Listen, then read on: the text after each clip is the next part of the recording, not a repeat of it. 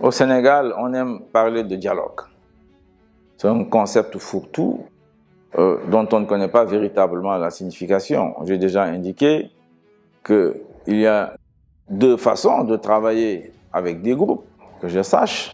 Soit on consulte le peuple ou une partie du peuple, ou alors on se concerte avec des sachants, ceux qui savent, connaissent la matière autour de laquelle on doit discuter.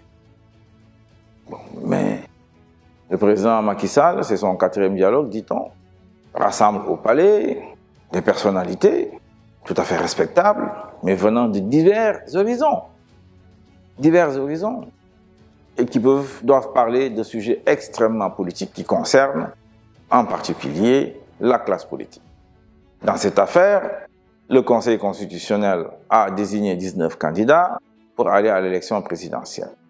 Le président Macky Sall refuse d'organiser l'élection présidentielle, annule celle du 25 février et aujourd'hui met le pays dans une crise politique. La chose la plus normale, la plus évidente, aurait été de discuter avec les 19 candidats, puisque c'est eux qui sont concernés au premier chef. Peut-être avec les partis politiques représentés à l'Assemblée nationale, par exemple, pourquoi pas.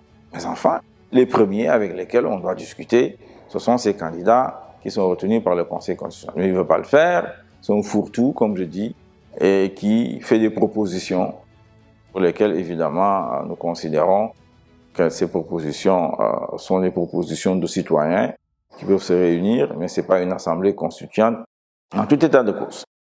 La crise politique créée donc par l'annulation du 25 février, le Conseil constitutionnel a dit ce qu'il devait dire, c'est-à-dire demander au président Macky Sall de fixer la date de l'élection présidentielle avant le 2 avril, qui est la fin de son mandat. Nous sommes dans cette situation-là. Nous avons fait un recours, nous les candidats retenus, en tout cas 16 d'entre nous, auprès du Conseil constitutionnel en lui disant depuis le 15 février, rien n'est fait. Nous vous demandons, Conseil constitutionnel, de bien vouloir fixer la date. Voilà où nous en sommes. Le Sénégal est plongé dans une crise politique qui peut se transformer en crise économique ou financière. Tout cela parce qu'effectivement, dans le fond, Benno Bokk Yakaar ne veut pas quitter le pouvoir. J'ai toujours averti depuis très longtemps sur les risques d'émirats gaziers dans ce pays.